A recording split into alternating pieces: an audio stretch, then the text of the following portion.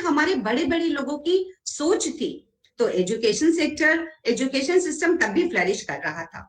और आपके जीके के लिए एक बात बता दूं, शायद आपको पहले से भी पता हो कि the very first like computer science department was established way back in 1963 in IIT Kanpur। पहला कंप्यूटर साइंस का डिपार्टमेंट था। तो students we had a well developed education system, पहले भी था बाद में भी था। अब आजादी के बाद क्या हुआ कि एक स्ट्रक्चर्ड वे में काम करना था एजुकेशन के लिए। तो बहुत सारी टाइम टू टाइम बहुत सारी कमिटीज बनाई गई, जैसे एक 1952 में बनाई गई Mudaliar committee. Then in 1964 Daulat Singh committee. Daulat Singh, he was very eminent physicist, उन्होंने अपनी फिजिक्स में रिसर्च की थी डॉक्टर होमी भाभा के अंडर में। तो उन्होंने, ये लोग इस फील्ड में जुड़े हुए थे जिन्होंने की एजुकेशन के लिए they were doing reforms, they were like introducing policies. सबसे पहली पॉलिसी आ गई इंडिया की, बन गई 1968 में। अब उस पहली पॉलिसी में भी इंडिया के लिए बहुत सारी बातें कही गई, बहुत सारी अच्छी अच्छी बातें थी, जैसे कि सबके लिए एजुकेशन देना है, सारे बच्चों को कंपलसरी एजुकेशन देना चाहिए। फिर टीचर्स की स्पेशलाइज्ड ट्रेनिंग और क्वालिफिकेशन भी तय होनी चाहिए, रीजनल लैंग्वेजेस पढ़ानी चाहिए, ये सारी बातें इस पॉलिसी में आई। तो नेशनल एजुकेशन पॉलिसी हमारी सबसे पहले बनी 68 में। There were main key points, आप इंटरनेट पे चेक कर सकते हैं। Then again the second education policy was made in 1986, उसमें भी बहुत ढेर सारी बातें कही गई, और उसमें सबसे बड़ी बात कही गई, removal of disparities and to equalize educational opportunities, especially for Indian women, scheduled tribes and scheduled castes। यानी कि ये जो वर्ग पिछड़े हुए हैं एजुकेशन सेक्टर में, अभी तो 14 साल के सब बच्चों को एजुकेशन देनी थी, अब बात आ गई कि कुछ ग्रुप्स हैं जो थोड़े से, जिन्हें एजुकेशन नहीं है, उनको भी एजुकेशन मिलनी चाहिए, तो उनके लिए कुछ बातें आई। अब यहाँ पे इंदिरा गांधी और नेशनल ओपन यूनिवर्सिटी का जो कॉन्सेप्ट है, जो आप नाम सुनते हैं, बहुत सारे ओडीएल कोर्सेज हैं इंदिरा गांधी ओपन यूनिवर्सिटीज में, ये भी इसी एजुकेशन पॉलिसी ने बनाया था। उसके बाद रूरल यूनिवर्सिटी भी इसका एक कॉन्सेप्ट था, based on the philosophy of Mahatma Gandhi to promote economic and social development at the grass root levels in India. क्योंकि स्टूडेंट्स प्लीज, इंडिया में हमारे पास एक बहुत बड़ा एरिया है जो रिमोट एरिया है, हमारे रूरल विलेजेस हैं। तो जब भी हम एजुकेशन सिस्टम की बात करते हैं तो वहां उनको इंक्लूड करने की बात हमेशा जरूर होनी चाहिए, क्योंकि जब हम अपने देश के डेवलपमेंट की बात करते हैं तो इट इज ए चेन की हर कड़ी मजबूत होनी चाहिए। अगर कोई एक बहुत अच्छी एजुकेशन कहीं मिल रही है और कहीं नहीं, तो वो भी हमारी हेल्थ के लिए सही नहीं है, कंट्री के हेल्थ के लिए। तो जो एजुकेशन पॉलिसीज होती time to time, they also like address to this lacuna, कि सबको चीजें मिलती रहे, हर एक के पास एक वेल स्ट्रक्चर्ड एजुकेशन कैसे भी पहुंचती रहे। और फिर इस तरह से पॉलिसी में और बहुत सारी ढेरों बातें कही गई, 3 लैंग्वेज फॉर्मूला आया। अब ये 2 बड़ी पॉलिसीज थी, आजादी के बाद आई 68 में, देन 86। अब इसके बाद हमारे पास there was no education policy for a very long period, like since 2020 अभी ही हमारे लिए एनईपी आया। अब बीच में क्या हुआ, ऐसा नहीं कि बीच में एजुकेशन में पॉलिसीज बनी नहीं है, काम नहीं हुआ। जैसे कि मैं आपको एग्जांपल देती हूँ, 1992 में कुछ चेंजेस हुए, देन अगेन इन 2005। और बच्चों 2005 का जो चेंज था वो तो आपसे कंसर्न्ड है बहुत ज्यादा।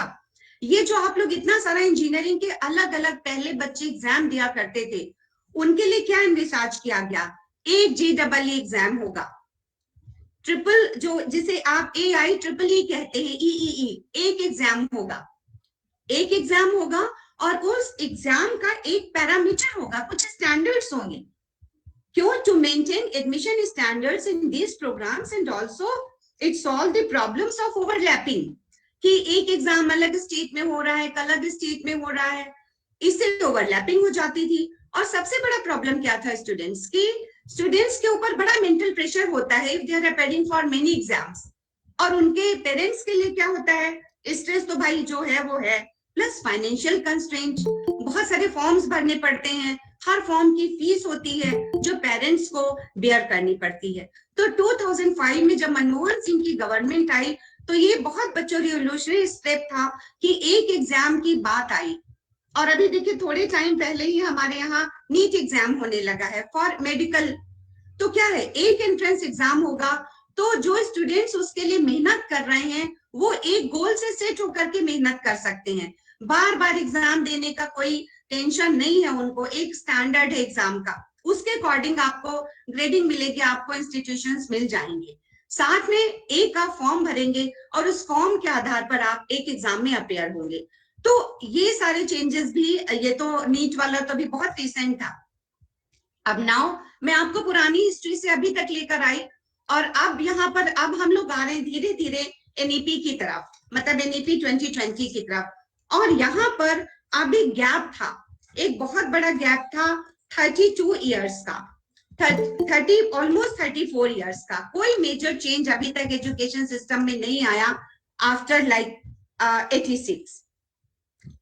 तो अभी क्या हुआ, the world was changing very fast. अब अभी तो इंडिया में एजुकेशन पॉलिसी पुरानी है, और क्या हो रहा है कि वर्ल्ड में बहुत सारे चेंजेस हो रहे हैं, ग्लोबलाइजेशन, लिबरलाइजेशन 1991 के बाद, और पूरा एजुकेशन सेक्टर भी उसके साथ बदलना है, जो कि अभी बदल नहीं रहा है। तो अब इसके लिए भी काम करना है। इसके लिए भी काम करने के लिए जरूरी था कि ये एनईपी हमारे बीच लाई जाए, क्योंकि आज हम लोग जो जिन दो इंपॉर्टेंट पॉइंट्स को कवर करने जा रहे हैं वो है हमारी ग्लोबल नॉलेज इकोनॉमी, और दूसरी बात है एनईपी की फ्लेक्सिबिलिटी, फ्लेक्सिबिलिटी फॉर स्टूडेंट्स। तो अब कैसे हम उस शॉर्ट कमिंग को दूर करेंगे जो फ्लेक्सिबिलिटी हमारा एजुकेशन सिस्टम नहीं दे पा रहा था।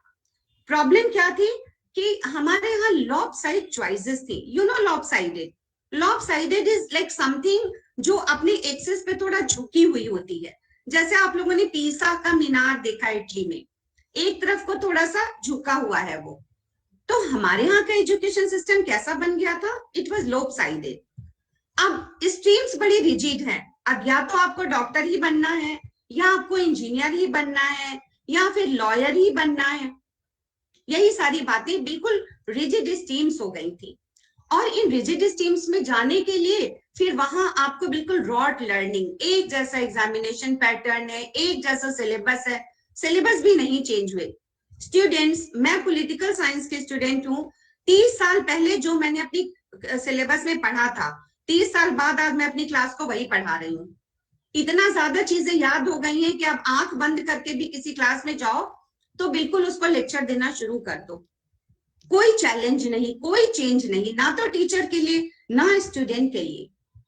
पर चेंज क्या आया, economy had become global, economy तो ग्लोबल बन गई, पर एजुकेशन सिस्टम अभी वही रहा। And our education system lacked to provide human resources compatible with requirements of economy. It was not flexible and not able to contribute to the global knowledge economy as should have done. It was not flexible. So arts, engineering, lawyer, ये सारे profession ही दे रहे थे। और एक हमारे बड़े पूरी दुनिया के बड़े फेमस इकोनॉमिस्ट हुए हैं कार्ल मार्क्स, उनका नाम आपने सुना होगा, Karl Marx very famous thinker. Karl Marx ने क्या बोला कि हिस्ट्री बदल जाती है जब हमारी इकोनॉमिक टूल्स चेंज हो जाते हैं। इकोनॉमिक टूल्स क्या होते हैं जिनसे हम काम करते हैं, like stone age, stone age में हम किस चीज से टूल्स बनाते थे, हम स्टोन से बनाते थे, और उन स्टोन के टूल से इंस्ट्रूमेंट बना के उनसे शिकार करते थे, उनसे खेती करते थे, यूज करते थे उन इंस्ट्रूमेंट्स को। पर आगे चल करके इंस्ट्रूमेंट्स चेंज हुए, टाइम बदला, अब लोहा यूज होने लगा, आयरन यूज होने लगा, आगे चल करके बहुत सारे और सारी चीजें आई। तो ये सारे इंस्ट्रूमेंट थे, जैसे जैसे इंस्ट्रूमेंट चेंज हुए वैसे वैसे हिस्ट्री बदली, वैसे वैसे इकोनॉमिक कंडीशंस में चेंज आता गया। लेकिन in the 21st century, not gas, not oil, not mineral are the only source of the economy, but the knowledge. Knowledge has become the main source of economy and it is changing history. I will tell you how. कैसे बदली, कैसे बदल रही है history knowledge से। जैसे कि example आप सभी को पता होगा, फेसबुक क्या है, व्हाट्सएप क्या है, a virtual platform, created by the knowledge of human being. किसी इंसान ने बनाया अपने दिमाग से सोच करके virtual platform. And look at the turnover of these virtual platforms. I'm talking of now turnover. Their total assets are much bigger than the whole wealth of the established companies such as the State Bank of India. पूरे state bank of India का जो total turnover होगा वो अकेले WhatsApp का, Facebook का, उससे कहीं ज्यादा है. पुरानी कंपनियां का टोयोटा, शेल, इन सब के टर्नओवर से भी ज्यादा है. आपको मुझसे ज्यादा पता है इस बारे में, क्योंकि आप लोग तो आईटी सेक्टर में ही पढ़ाई कर रहे हैं, यू नो. और ये कंपनियां कौन बना रहा है? इसके लिए कोई उन्हें जमीन की जरूरत नहीं है. Marks was talking of the capital. पूंजी होनी चाहिए, पैसा होना चाहिए, और आपके पास जमीन होनी चाहिए. You need to have labours. लेकिन आज ये कंपनीज इन सब चीजों से नहीं बन रही हैं, किसी के दिमाग से बन रही हैं. एक कमरे में कोने में कहीं बैठकर अपना लैपटॉप लेकर के बैठे हैं and they are creating things. Flipkart, Amazon, ये सब क्या है? दिमाग से पैदा की हुई कंपनीज हैं. और यहाँ पे और जो ज्यादा जरूरी रिसोर्सेज है, उनसे ज्यादा बड़ा रिसोर्स क्या है? Knowledge and information which you have. Knowledge और इंफॉर्मेशन से ये सारी कंपनीज बन रही हैं. तो मैं ये सब क्यों बता रही हूँ? Because earlier most of the national economies were insulated. बिल्कुल वो बंद थी, बाहर की चीजें उनमें नहीं आनी थी. ऑयल, मिनरल गैस, यही सब चीजें थी, चीजें बन रही थी और बिक रही थी. But and they were using conventional technologies, whether it was mechanical or electrical. अभी मैं आपको conventional टेक्नोलॉजीज के भी बारे में भी आपसे बात करूंगी आगे चल करके. अभी तो मैं ये बात कर रही हूँ कि in the 21st century the technology has converged with information and communication technologies, ICT, जो आप लोग कर रहे हैं. With advent of robotics, artificial intelligence and data sciences की मशीन बन गई और सब बदल गया. अब मशीन वगैरह ये सब बनाने की बहुत जरूरत नहीं पड़ रही है. And this is the key point of my talk today. यही वो रेफरेंस और कंटेक्स्ट है जहां मैं आपको लाकर खड़ा करना चाहती हूँ. ये सब बातें बता करके कि कैसे वर्ल्ड की इकोनॉमी चेंज हुई, कैसे नॉलेज ने उसमें कंट्रीब्यूशन करना शुरू किया, और अब क्यों हमारे एजुकेशन सेक्टर के लिए बदलना बहुत जरूरी है. अगर नहीं बदलेंगे तो वी विल पेरिश. हम बचेंगे नहीं, बदलना है हमको, क्योंकि हमारे यंग लोग तो बदल रहे हैं. बट प्रॉब्लम क्या है? Obstacle. What is obstacle there? Education system उनको वो फ्लेक्सिबिलिटी नहीं दे रहा है. और यही वो टर्निंग पॉइंट है जहां पर हमें एजुकेशन सेक्टर को बदलना ही था. सो देर आए दुरुस्त आए, कदम अच्छा है कि एनईपी की आज हम बात कर रहे हैं. तो अब इस तरह से मैं आपको पुराने रेफरेंस कॉन्टेक्स्ट में रख करके मैं अब वापस अपनी टॉक की तरफ ले आ रही हूँ, क्योंकि because today we are talking of the national education policy 2020 which is based on this knowledge economy. So this is the main pillar. Main pillar हो गया नॉलेज इकोनॉमी. और अब now NEP is the tool. And please अगर मेरा time ज्यादा हो रहा है तो मुझे इशारा कर दीजिएगा अगर आपको लग रहा हो कि टाइम कहीं भी मैं ज्यादा ले रही हूँ. बिकॉज मुझे लगता है कि हमारे स्टूडेंट्स जो बच्चे बहुत इंटेलिजेंट हैं और वो इस बारे में सोच रहे हैं, इसीलिए मैंने उनको छोटे से एक दो एग्जाम्पल दिए व्हाट्सएप, फेसबुक वगैरह के, क्योंकि already they are doing this. बहुत सारे बच्चे मुझे पता है, मैं पर्सनली जानती हूँ, जो कि डिजाइनिंग कर रहे हैं, तरह तरह की डिजाइनिंग, वेब डिजाइनिंग और पता नहीं क्या क्या, and they are earning in dollars and they are very young. तो उनको क्या चाहिए? They have new skills. केवल थोड़ी सी उनको एनईपी में जो उनके लिए वो चीजें आ गई हैं जो पहले नहीं थी, अगर वो उनको मिल जाएंगी तो वो they will do wonders. So like this is the main pillar, knowledge economy. So if you see economy as a layman's perspective, because मैं भी political science की, economics की नहीं हूँ, आप भी computer science के हैं, so you don't know economy कि भैया economy ये सब economics का subject है. तो अब economy का बहुत सरल अर्थ में बता रही हूँ, very easy. economy किन चीजों से चलती थी? tangible assets. Tangible means जो बड़े दिखते हैं, real assets. What are tangible assets? Steel, cement, metals, gas, oil. ये tangible economy के tools थे which used to create wealth in the world in the past. And all the professional knowledge, all the training and education system was designed for that. and technologies stayed for an exceptionally long period in the past. For example, steam engine technology. Like technology भी 100 साल तक चलती थी पहले. Steam engine बनाया James Watt ने, 100 साल तक काम करता रहा. आज की डेट में क्या है, क्या 100 साल कोई टेक्नोलॉजी चलती है? नहीं, 3 महीने में भी बदल जाती है. गैजेट्स नए नए आ जाते हैं, हार्डवेयर तो बदलता है, सॉफ्टवेयर उससे जल्दी और बदल जाता है. When you buy a thing you look for new features. अगर फीचर नहीं है then you don't buy it. हम जैसे पुराने लोग तो पुराना फोन ढूंढ रहे होते हैं, पर हमारी यंग जनरेशन लोग पुराना फोन और लैपटॉप को फेंक कर आगे बढ़ जाती है. दे सेल देयर एसेट्स, वो कूड़े में चला जाता है. माँ बाप कहते हैं अरे बेटा अभी तो खरीदा था 60,000 का. तो उन्हें नहीं समझ में आता कि भाई ये तो बस जो दिख रहा है वो स्ट्रक्चर है. बट हमारा युवा जनरेशन वो नहीं चाहती है, बिकॉज दे हैव मूव्ड, वो मूव्ड फॉरवर्ड कर चुकी है. क्यों कर चुके हैं? Because they are looking for new features, और वो न्यू फीचर्स दिन पर दिन ऐड होते चले जा रहे हैं. So we need new technologies. अभी आपके सर ने बात की रिसर्च की, अब हम यहीं पर आगे चल करके भी रिसर्च को भी इससे जोड़ देंगे. टेक्नोलॉजीज आपको प्रेडिक्ट करनी है, आपको बनानी है. भाप के इंजन बना के 100 साल की तरह पुराने जमाने में बैठ नहीं जाना है. You see the old things. पहले डिजाइन बच्चों इंपॉर्टेंट नहीं था. What was important? मजबूती. घर बना दो 100 साल तक वो टूट ना पाए एकदम. आजकल हम क्या, जब घर बनाते हैं तो क्या देखते हैं? मजबूती नहीं देखते, डिजाइन देखते हैं. तरह तरह की टाइल्स लगाते हैं, बाथरूम ऐसा हो, किचन ऐसा हो, ये ऐसा हो, मेरा स्टडी रूम वैसा हो, मेरे वाईफाई की जगह आ रही कि नहीं आ रही है. सो अब आप देखिए, आपको तो मजबूती नहीं चाहिए ना. आपको क्या चाहिए? आपको बिल्कुल इंगेजमेंट चाहिए न्यू न्यू चीजों से. ये टेक्नोलॉजी बिल्कुल बदल रही है. सो these things change every 3 months and with that technology too. सब जगह चेंज हो रहा है. तो इसके साथ क्या चेंज हो रहा है? अब वो सब चेंज हो रहा, तो now connected to your education system, parameters are changing, standards are changing. Therefore the education system needs to be changed. Human resource needs to be trained differently in the present scenario. And who is the human resource? Our students. It is you.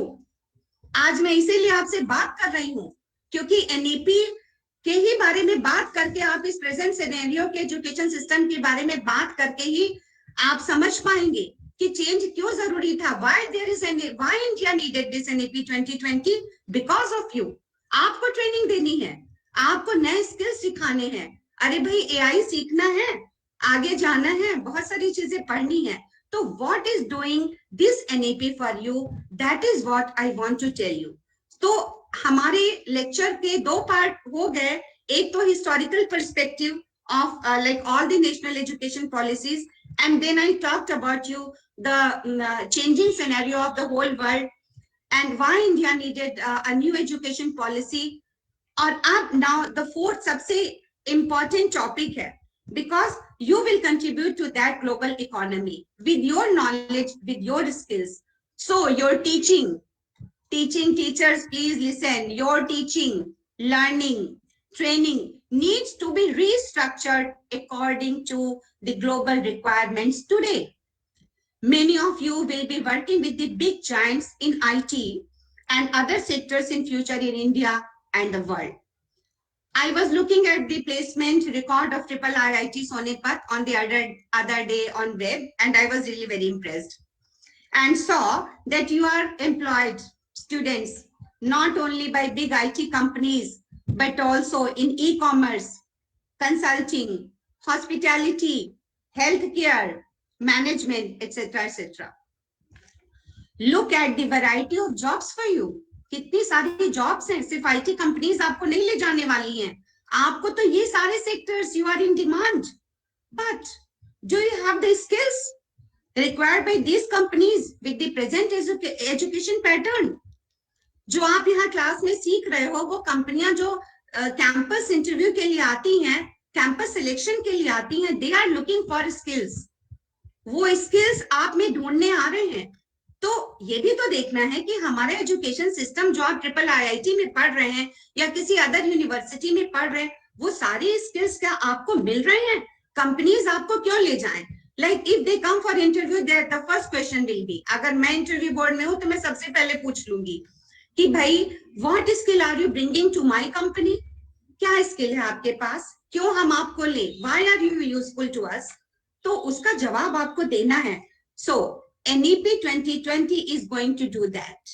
हमारा पुराना system देखिए knowledge वो भी दे रहा था, ऐसी बात नहीं, मैंने आपको बार बार बताया कि it was not useless, it had done many many good things for you, लेकिन वो चेंज नहीं हो रहा था, तो आज वो चेंज हो रहा है। So the second pillar of NEP like today's discussion is flexibility for students. अब मैं आपको बताऊंगी कि एनईपी 2020 वो फ्लेक्सिबिलिटी आपको कैसे देगा। फर्स्ट ऑफ ऑल, अब यहाँ से वो सारे पॉइंट शुरू होते हैं जो एनईपी का डॉक्यूमेंट नेट पर है, आप पढ़ लीजिएगा। वहां पे हायर एजुकेशन का 4-5 पन्ना है, बहुत सारे हैं, बेसिक एजुकेशन का भी स्ट्रक्चर बदला है, but that is not our point of discussion, क्योंकि आप उस पढ़ाई से आगे बढ़ चुके हैं। सो अब मैं हायर एजुकेशन की बात कर रही हूँ। यहाँ पर जो मेन पॉइंट्स हैं ये पुराने भी हैं पर आपके लिए भी काम आएंगे। There will be collapsing of streams, collapse कर जाएंगी स्ट्रीम्स। अब जैसे आप बिल्कुल बीटेक आईसीटी में या कंप्यूटर में नहीं बनेंगे, आपको जो बैचलर की डिग्री मिलेगी वो बहुत यूनिक होगी। You will be studying 2 major subjects, जो भी आपको सब्जेक्ट मेन आप लेने वाले हैं उसके 2 मेजर आप पढ़ेंगे सब्जेक्ट्स, देन 1 मोर मेजर जो आपसे मिलता जुलता होगा, जैसे आपका कजिन होता है, भाई या बहन, जिससे आपकी सिमिलैरिटी भी होती है।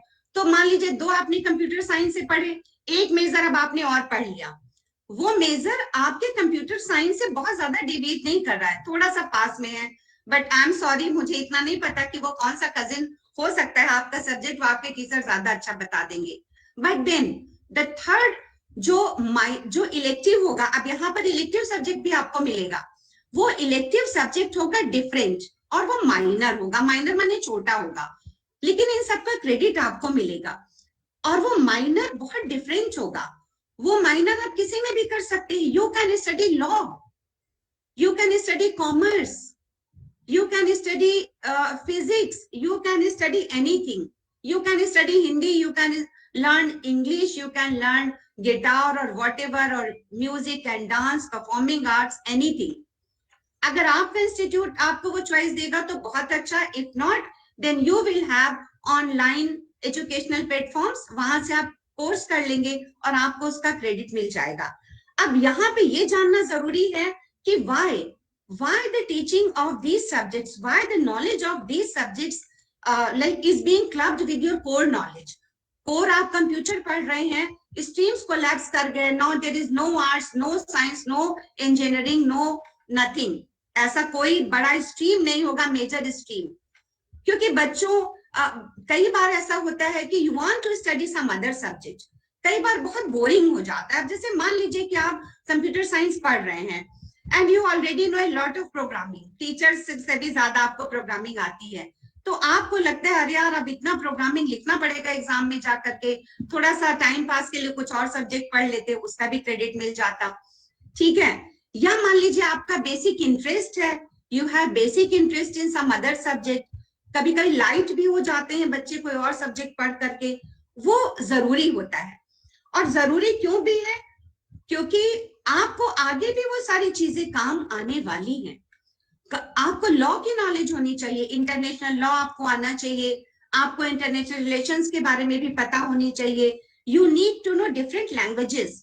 Why different languages? I will give you just one example like a Boeing plane. जैसे बोइंग प्लेन होता है, बहुत बड़ा होता है बोइंग प्लेन, और their parts are being manufactured like at least in 50 plus countries. एक बोइंग प्लेन है जिसके पार्ट्स 50 से ज्यादा कंट्रीज में बन रहे हैं। तो क्या होता है कि 50 से ज्यादा कंट्रीज के लोग एक टीम में काम कर रहे हैं।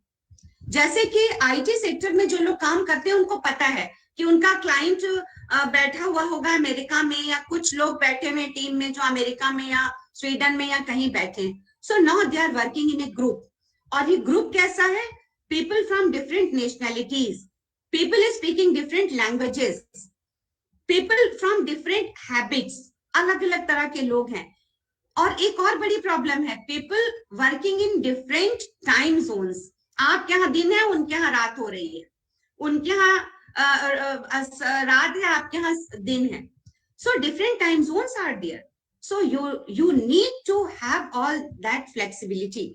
आपको नॉलेज तो होनी ही चाहिए, साथ में आपको ग्रुप्स में भी काम करना आना चाहिए कि ग्रुप्स में कैसे काम करते हैं, कैसे हम सीखते हैं दूसरों से, कैसे कंट्रीब्यूट करते हैं एक बड़े ग्रुप में।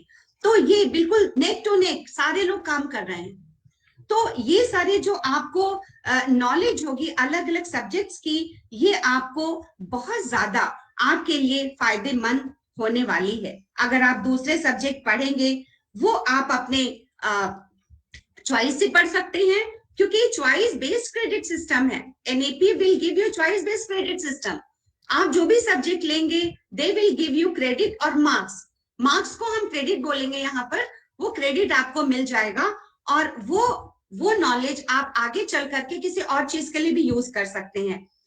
कभी किसी नॉलेज के लिए हम कोई सब्जेक्ट पढ़ते हैं और कभी कभी केवल फन के लिए भी पढ़ लेते हैं। Like my son who is studying BTech MTech Mechanical Engineering at the University of Melbourne. उसने अपने मैकेनिकल इंजीनियरिंग के साथ आर्कियोलॉजी भी पढ़ा as an elective. He studied Latin also, and then he told me, like, Mama, it gave me a different perspective. It gave me horizon. It gave me like breadth of knowledge, depth of knowledge. Depth of knowledge भी है, breadth of knowledge भी है। बहुत ज्यादा चीजों के बारे में हम बात कर रहे हैं। और यहाँ पर मैं आपको एक बहुत और रियल एग्जांपल देना चाहूंगी स्टीव जॉब्स का, क्योंकि स्टीव जॉब्स का नाम तो आप सभी लोग जानते हैं। एक बहुत बड़े बिल्कुल अमेरिकन बिजनेस टाइकून थे, और इसके अलावा तो भाई उनका नाम एप्पल की वजह से ही हम सारे लोग जानते हैं, स्टीव जॉब्स का।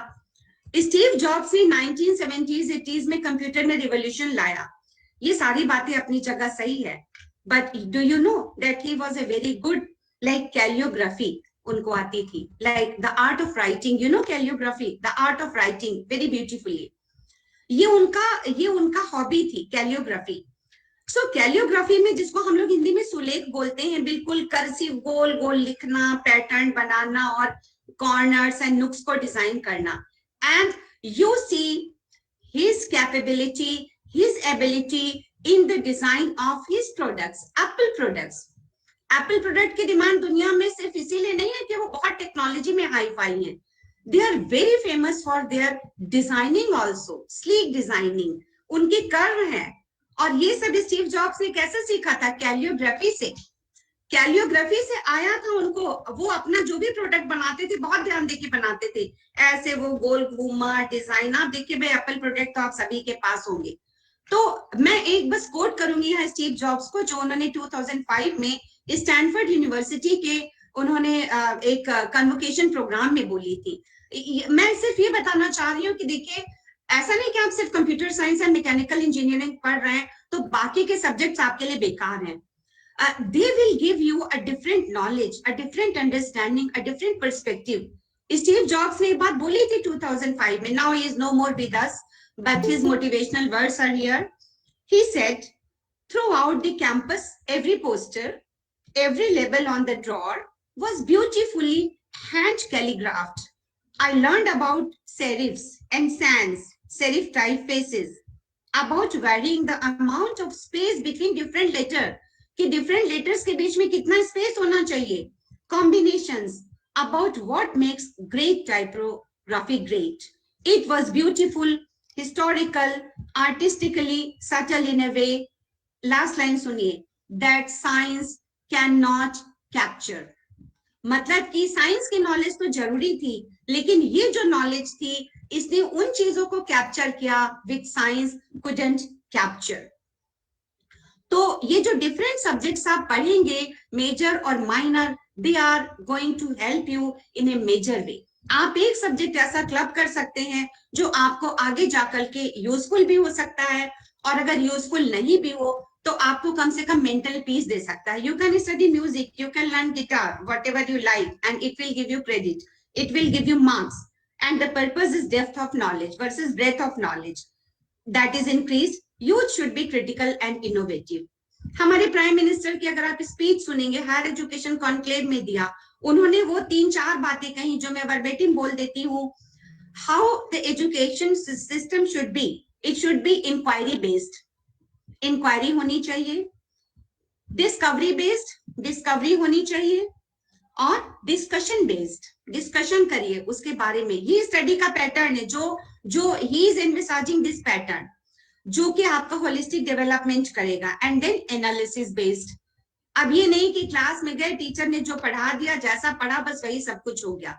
एजुकेशन सिस्टम को ऐसा होना चाहिए कि हमारा यूथ ज्यादा इनोवेटिव बने, ज्यादा क्रिटिकल बने, ज्यादा एनालाइज करे। और इसीलिए ये सारी चीजें डिजाइन की जा रही हैं। एनईपी में ये सारे टूल्स हैं। तो सबसे पहले I told you about the collapsing of streams, है ना, then merging of different subjects, choice based credit system है। और क्यों, why it is important for you, I told you कि today engineers have to work for companies which need to be like they are requiring skills from you। अभी मैंने आपको बताया when they come for job placement। So we need what we need well-rounded engineers, good in many things, not only in science। It will make you very very stereotyped। तो ये सारी बातें इसीलिए थी कि आपको पता चल जाए कि ये जो मेजर माइनर का कॉन्सेप्ट है, it is going to help you. अब यहां पर दूसरी बात आ गई कि फ्लेक्सिबिलिटी इन कोर्स कंप्लीशन। आपको फ्लेक्सिबिलिटी मिलेगी कोर्स कंप्लीशन में, because the previous structure was कि आपने एडमिशन लिया, then you have to finish your course within a time frame कि डिग्री लेनी है 2 या 3 साल में। अब ऐसा नहीं है। Like in between you want to join a new job, आप बाहर जा सकते हैं, आप जॉब करके आइए, फिर वापस अपनी स्टडी करना चाहते हैं फिर करिए। हो सकता है कि आपको बाहर जाके पता चले कि भाई जो कुछ पढ़ा था वो बहुत ज्यादा काम नहीं आया। Students, I am telling you very frankly, in front of your teachers, I am also a teacher. There is always a gap what you study in your class and what the industry requires from you. हमेशा एक gap होता है। Class में हम theory ज्यादा पढ़ते हैं ना, तो थ्योरी है पर वहां तो रियल वर्ल्ड है। So they will demand different things from you. और वहां आपको लगेगा अरे ये तो हमने पढ़ा ही नहीं था, हमको तो पता ही नहीं था।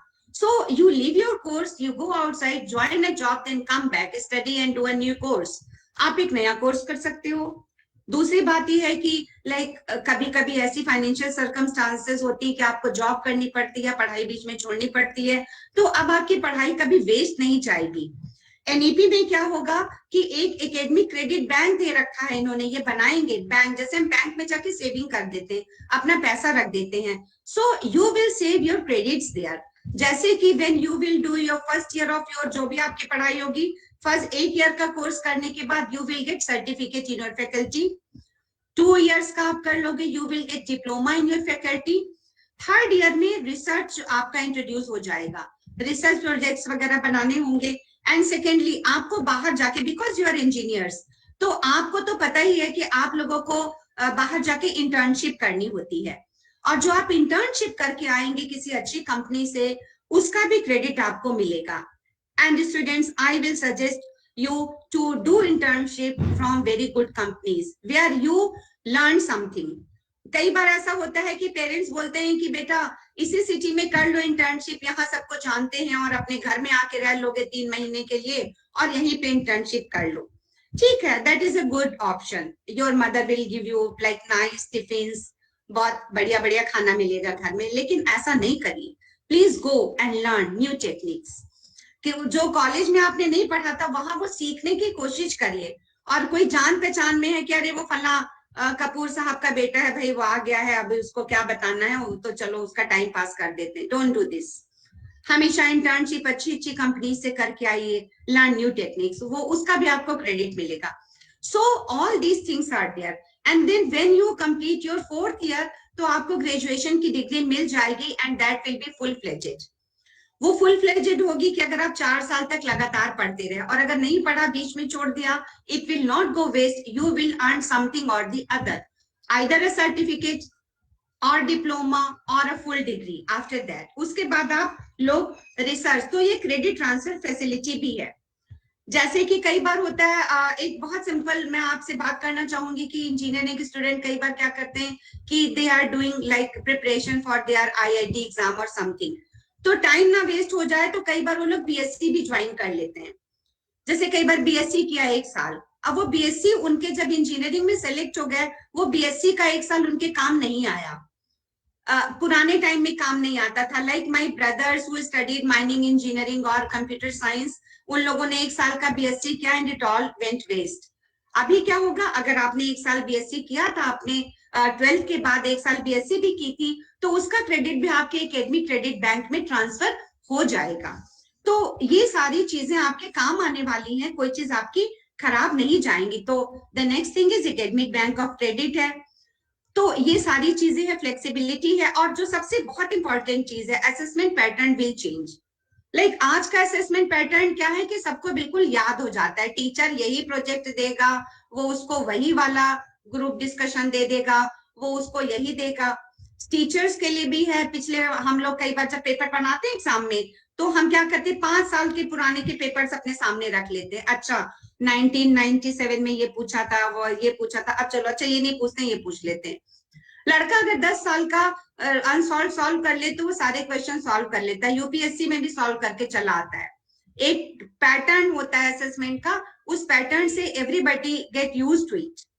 But now this assessment pattern will change, because what is happening, today's examination is like आपका क्या वो लोग एसेस कर रहे हैं, only your theoretical knowledge, not your real world knowledge।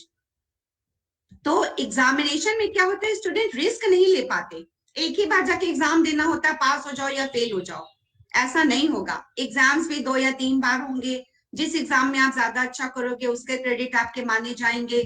और सेकेंडली कि आपका पनिशमेंट नहीं होगा।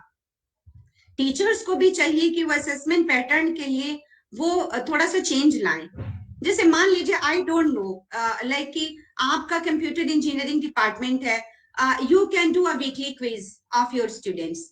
लाइक अगर आप वीकली क्विज कर रहे हैं तो किसी स्टूडेंट को 8 मार्क्स एक्यूमुलेट हो जा रहा है, अब instead of giving a exam of 20 marks at one time, मान लीजिए वो स्टूडेंट बीमार पड़ गया, कोई और बात हो गई, तो वो तो बेचारा 20 मार्क्स का आप एक ही बार में उससे ले लेंगे। So why don't you change, why can we not change. हमें उनका रियल वर्ल्ड को चेक करना है, रियल वर्ल्ड नॉलेज को, अप्लाइड नॉलेज को। हम उनका ग्रुप डिस्कशन करा सकते हैं, हम उनके बीच क्विज करा सकते हैं। Like think about this, that is why I am here today. Like थोड़ा सा मैं स्टीर कर रही हूँ चीजों को, प्लीज मैं सबको भड़का भी रही हूँ, स्टूडेंट्स को भी और टीचर्स को भी। प्लीज आप लोग, और and student will suggest those skills, teachers तो फिर बहुत सारे अपने स्किल हैं उनके पास, बट अगर स्टूडेंट को कोई चीज इंटरेस्टिंग तरीका लगता है कि मेरा एग्जामिनेशन इस पैटर्न से ले लिया जाए, तो क्यों नहीं ले लिया जाए भाई। मान लीजिए कि आपका ओरल वाइवा होने वाला है, कोई स्टूडेंट बहुत अच्छा है पर उसका कम्युनिकेशन स्किल उतना अच्छा नहीं है, तो आप उसका कोई और पैटर्न से एग्जाम ले सकते हैं, स्टूडेंट सजेस्ट कर सकता है, टीचर थोड़ा सा फ्लेक्सिबल हो सकता है, why not. This examination system should not be used to punish students. Punish नहीं करना है उनको, हमें उनका एग्जामिनेशन असेसमेंट बिल्कुल ऐसा लेना है कि जो उन्होंने लर्न किया है, लर्निंग जो उनकी लर्निंग हुई है हमारी टीचिंग के बाद, दैट शुड कम आउट, और उन्हें उस पर जज किया जाना चाहिए। तो assessment pattern is going to change in this NEP, and I am telling you, like government of India थोड़ी बताएगी असेसमेंट पैटर्न कैसा हो, we will tell them, teachers बताएंगे, स्टूडेंट्स बताएंगे। आज मैं आपसे बात करके जा रही हूँ, आप सोचेंगे तो कम से कम आपका ग्रुप बनेगा ट्रिपल आईआईटी में, बैठ के आप लोग बताइए भाई कि ऐसे एग्जाम करो, ऐसा करो, ये इलेक्टिव लाओ, वो इलेक्टिव लाओ। ये स्टूडेंट्स बताएंगे आपको, ये बातें करेंगे इस बारे में, आप टीचर्स बात करेंगे। तो यही है, but the problem with me is that I am really passionate about my teaching, तो मैं हर चीज को बहुत ज्यादा बोलने लग जाती हूँ। But here I am telling you about lifelong learning, you should be lifelong learner, क्योंकि ये जो सबसे अल्टीमेट कॉन्सेप्ट है of our NEP, that is of lifelong learner. Lifelong का मतलब है continuous learning.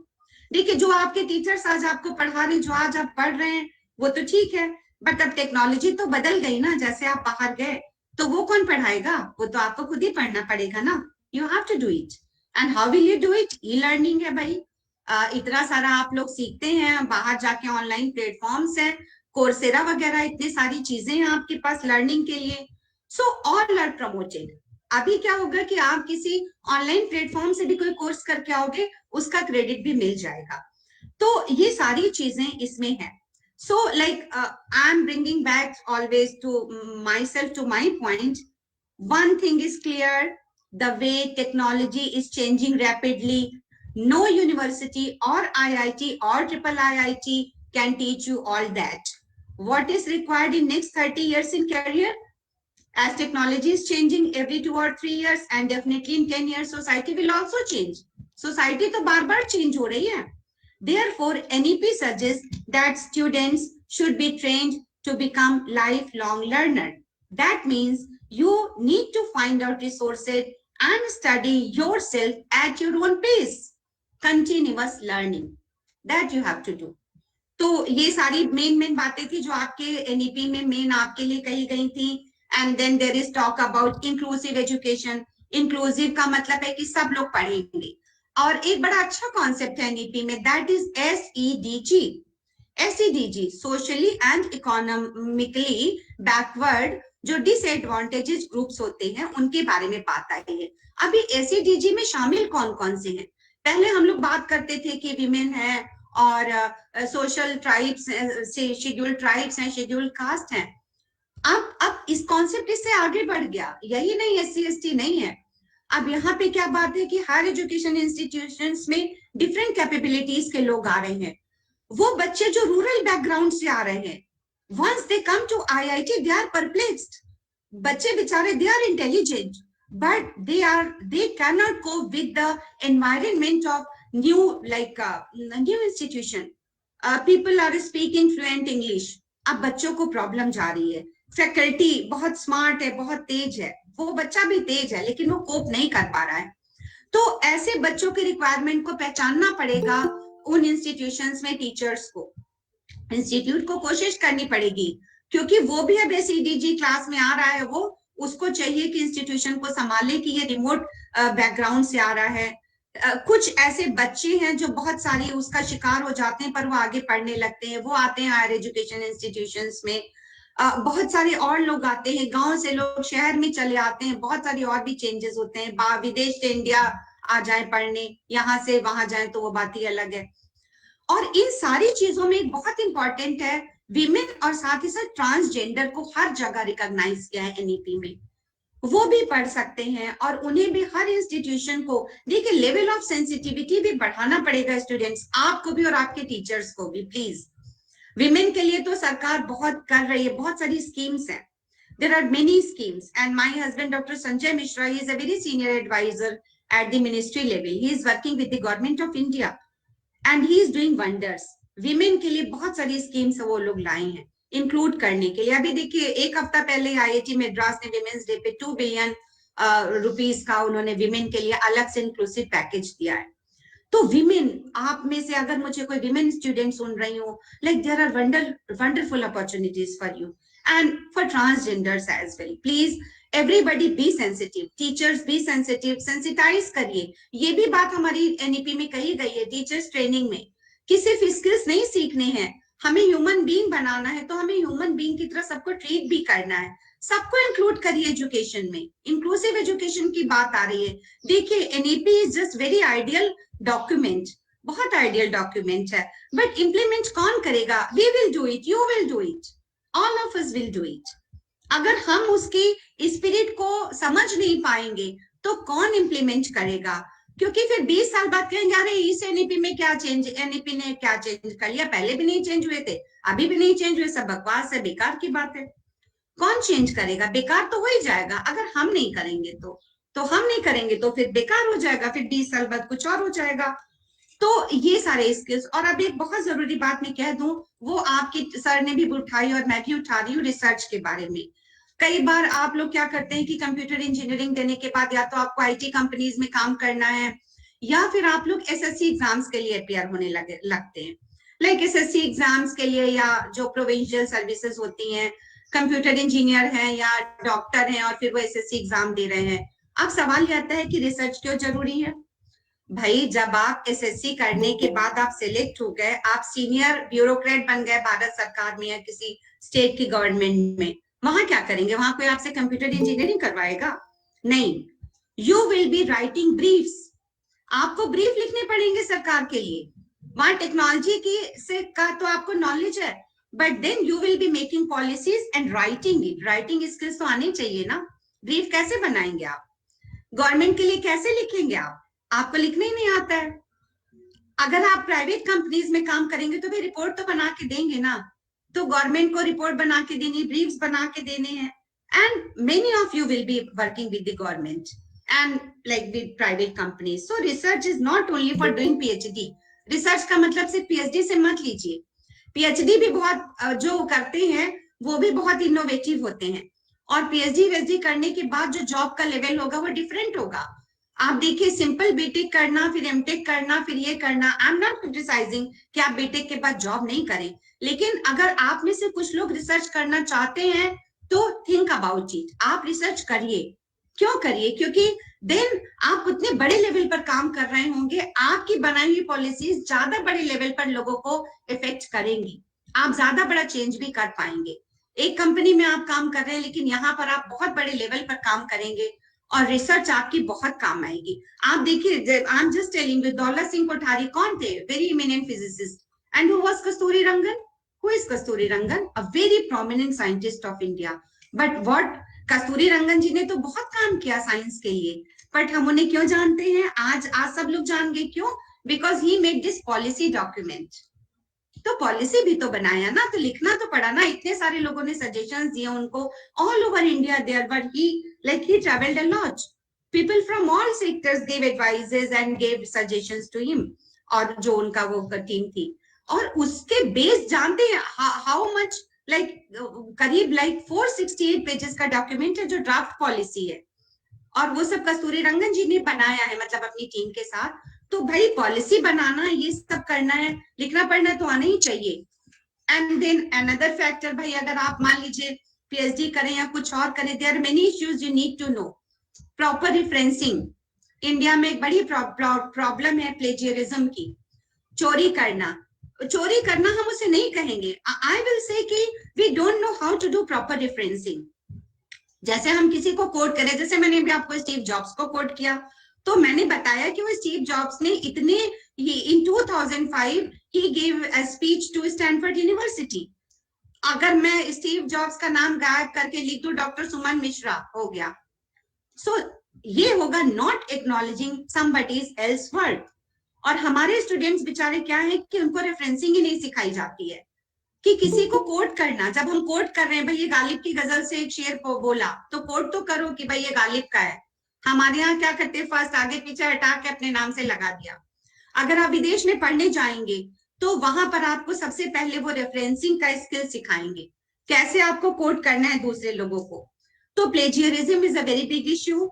Then report writing, academic writing, अगर आप रिसर्च करते हैं, आपके जर्नल आर्टिकल छपते हैं, then you have to do a lot of academic writing, है ना। And then everyday innovative research, innovation हो रहा है, स्टार्टअप्स हो रहे हैं, स्टार्टअप के लिए भी तो आपको नॉलेज की जरूरत है ना।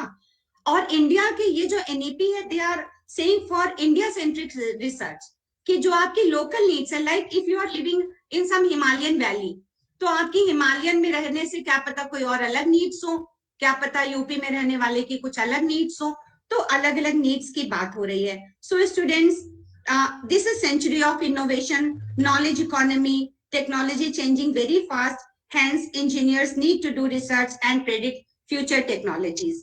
और ये सारी बातें तो स्टूडेंट्स के लिए हैं, क्यों मैंने आपको बताई, you may ask why I told all this things to you, how is it going to apply to us.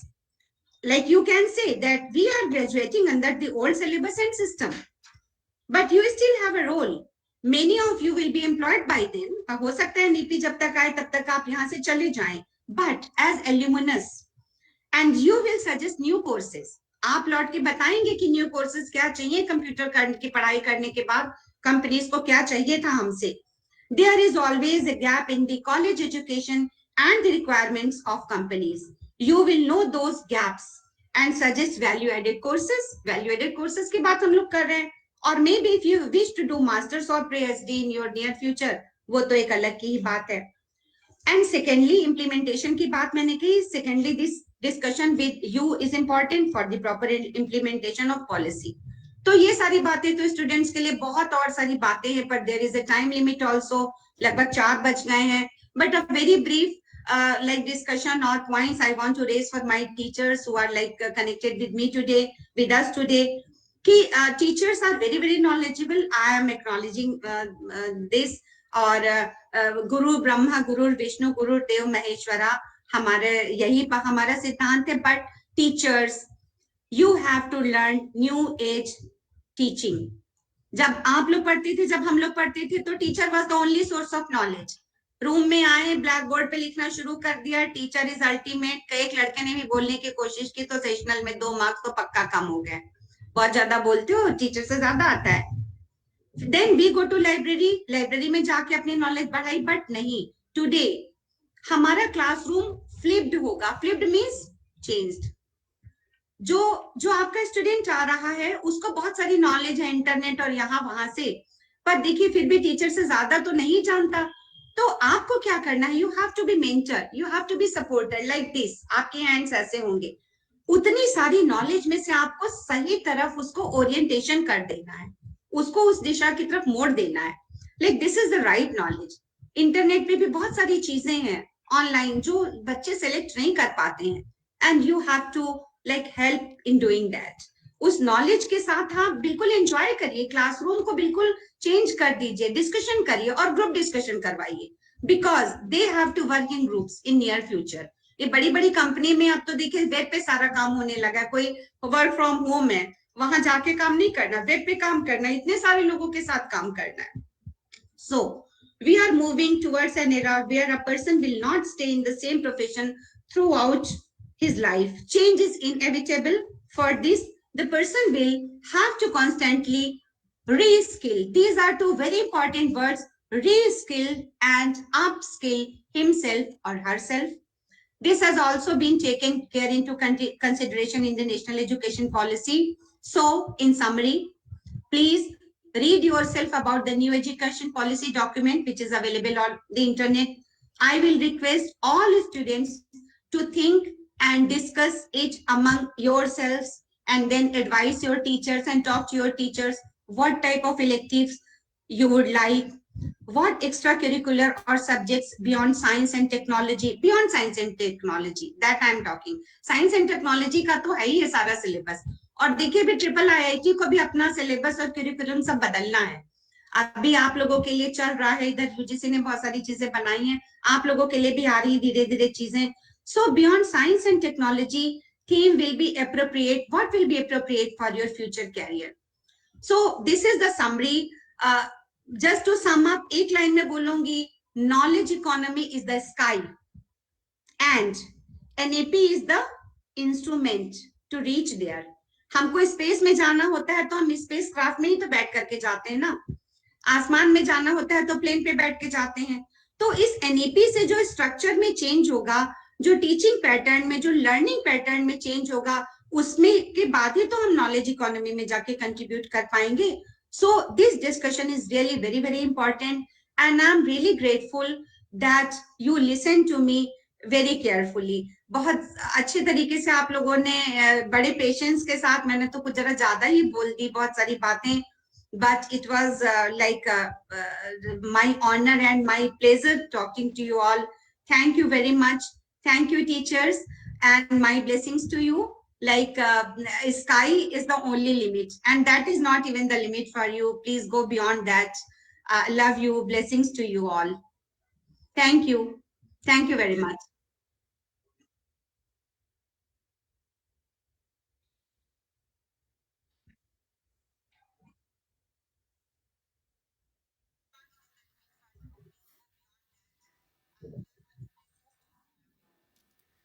Thank you so much, ma'am.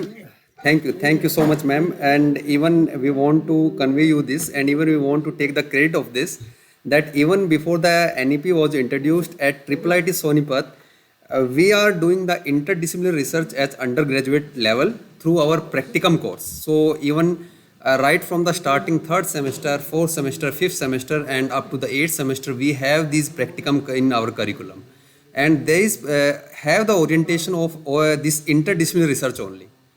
And as you ma'am talked about the research briefings, how to write it, not only the undergraduate syllabus, Very yes, good. through these practicum courses, we teach our students how to write the research reports, how to publish a paper. Even some of our students in the third semester only, they are under publications of some very very renowned journals.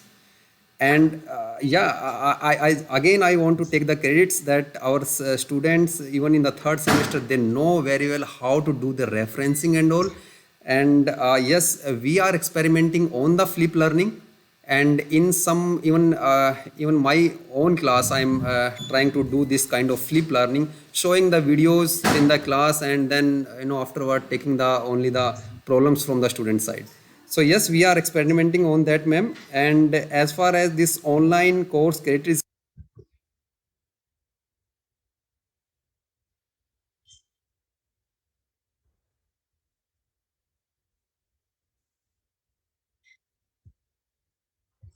It is, I'm extremely happy to know all this.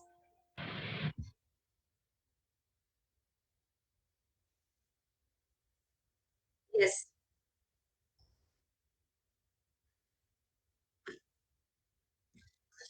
But please don't ask me very technical questions to me. I am not a technical expert. But yes, yeah, this was on a lighter note. Like the main thing is that I want to you give your opinion. Dr. Mann told me that students from your institute are doing like many new things. Just before the introduction of NEP, you are doing many new things. So tell me about your experiences, about your opinion, about your understanding of NEP, or anything like you want to clarify for me, because I'm not sure like many what is being suggested for technical education right now. We are not much connected with that, but we'll see what happens. But yeah, it's good to know your views. There is Dr. Dede Kumaraswamy, and he is connected with us since beginning. Uh, I would like very much if he says something, he shares his views with us. Sir, you want to say something?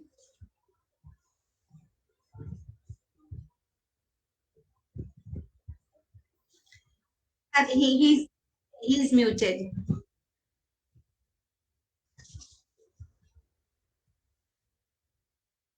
Yeah, students will also say something. Sir is not audible, I think, for some.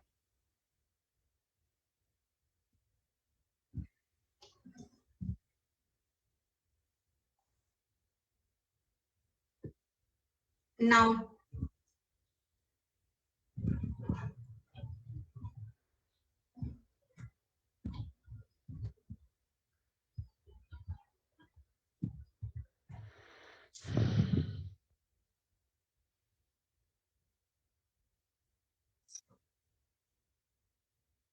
yes, yes, very nice.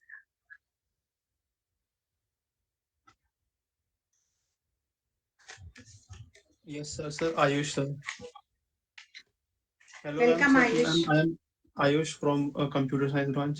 So, ma'am, my question is that, sir, जैसे कि हम देख सकते हैं हम लोग कि ma'am internet के आने के बाद जैसे जैसे इंटरनेट काफी ज्यादा इंडिया में बढ़ गया है, डिसेंट्रलाइजेशन हुआ है नॉलेज का, मैम, मतलब है ना।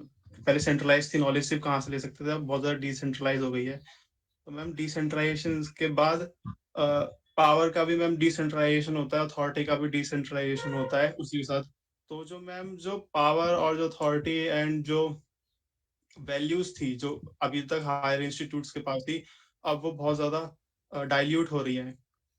तो फिर और वो Hmm. एनईपी जो लागू होती है मैम, वो बस हायर इंस्टीट्यूट्स में ही लागू होती है, गवर्नमेंट इंस्टीट्यूट्स में।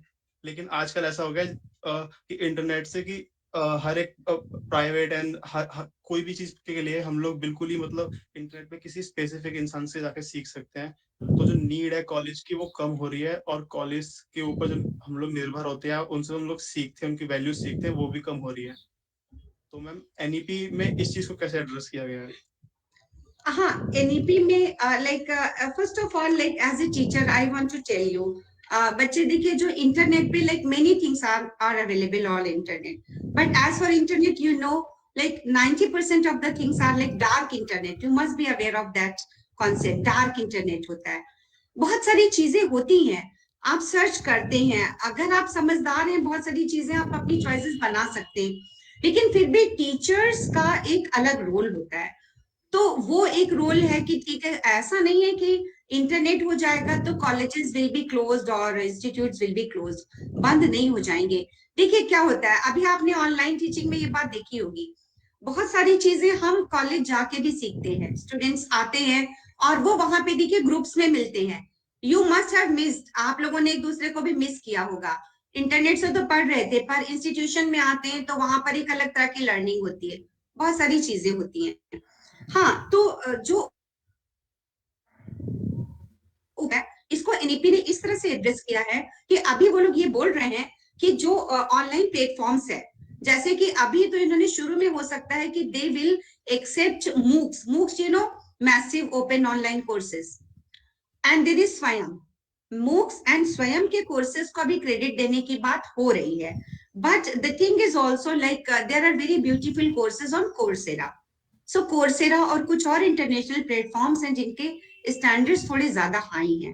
तो अभी शायद आप लोग इस तरह का सजेशन जरूर दीजिएगा स्टूडेंट्स की, जो हम लोग ऑनलाइन सीख करके आ रहे हैं उसको क्रेडिट मिले, और इंडियन प्लेटफॉर्म्स से भी आप कोर्सेज कर सकते हैं।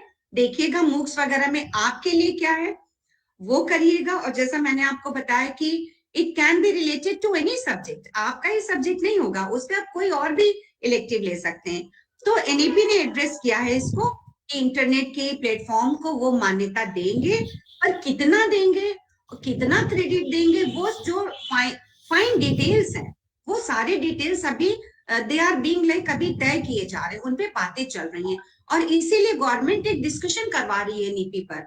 जैसे आज हम लोगों ने बातें की तो बहुत सारे क्वेश्चंस आपके आ रहे हैं, तो आप लोग भी सजेशंस देंगे और टीचर्स की यूटिलिटी रहेगी। इसीलिए देखिए मैंने टीचर के लिए बोला कि न्यू एज टीचिंग में उनको भी चेंज होना है, उनको भी उनके बारे में जानकारी रखनी है और अपने स्टूडेंट से बात करके वो चीजें बढ़ानी है। ओके, सो हम लोग इंटरनेट की और ऑनलाइन चीजों की भी मान्यता के बारे में बात करेंगे सरकार से, and you will give your suggestions. आप लोग राइट डाउन करिए और ये अपने इंस्टीट्यूट के थ्रू आप लोग सजेशंस दे सकते हैं।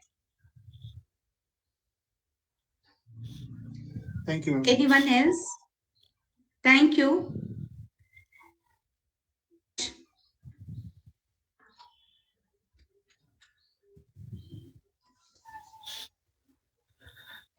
Anybody else? कोई कहना चाहता है, कोई क्वेश्चन भी पूछ सकता है, कुछ कह भी सकता है।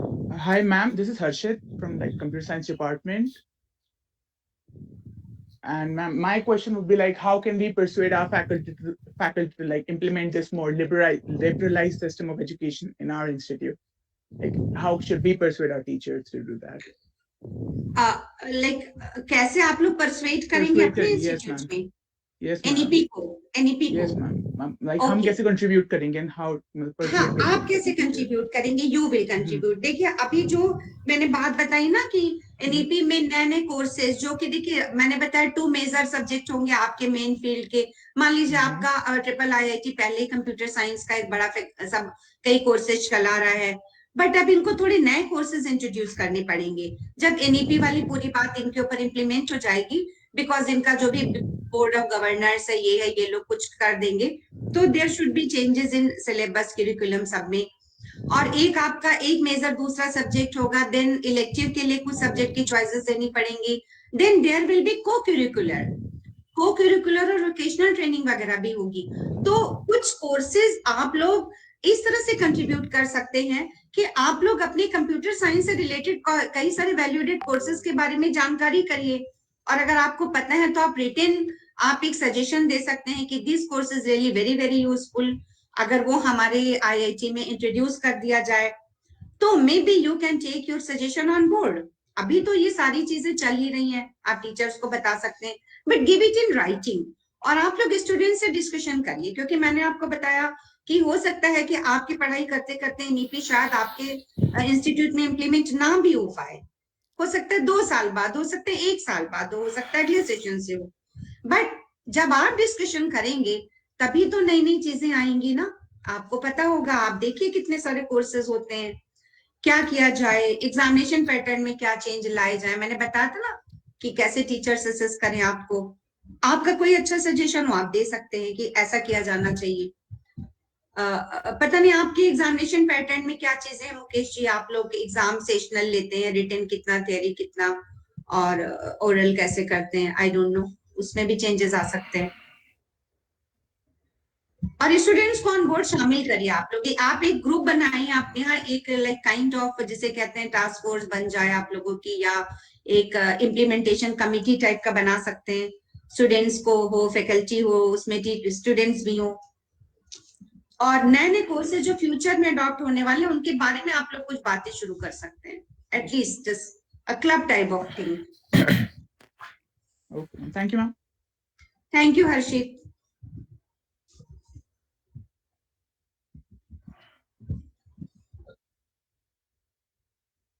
Thank you, Dr. Mukesh Man, to for giving me this opportunity. I really thank you, because now today, like our discussion and our meeting has added something to my knowledge as well. मैंने भी बहुत सीखा और मुझे भी बहुत अच्छा लगा. My perspective was different. I don't know whether I have been useful to your students or not. पता नहीं उन तक मैं अपनी बातें कितनी पहुंचा पाई, क्योंकि उनका एक डिफरेंट टेक्निकल बैकग्राउंड है और मेरा थोड़ा सा लिबरल आर्ट का है. बट आई होप कि जो एसेंस ऑफ एनईपी है वो हम लोगों ने थोड़ा सा, मैंने कोशिश की. I don't know whether I have been like good for you, but तो पर ठीक है, अगर आप लोगों को अच्छा लगा then it is my real, जो आज मुझे क्रेडिट अगर है कुछ या कुछ है, तो मैं उसके लिए आपको बहुत थैंक यू देना चाहूंगी. आपकी पूरी फैकल्टी को, लोगों ने हमें सुना, हम लोगों से बातें की. अगेन टू योर डायरेक्टर, और maybe next time we can have a more informal discussion, like मैंने बोला था कि टीचिंग के बारे में, लर्निंग के बारे में, और maybe next time we can talk about movies as well. आज मैंने मूवी से एग्जाम्पल नहीं दिया, मैं movie lover and I do many things. So maybe next time we can have this discussion. Thank you very much. Once again, thank you. Thank you. So we can leave meeting now. Thank you, everyone. Thank you. Thank you, students. Thank you, like faculty from maybe my college, maybe somebody whom I know. But thanks to everyone for joining me, giving me your valuable time.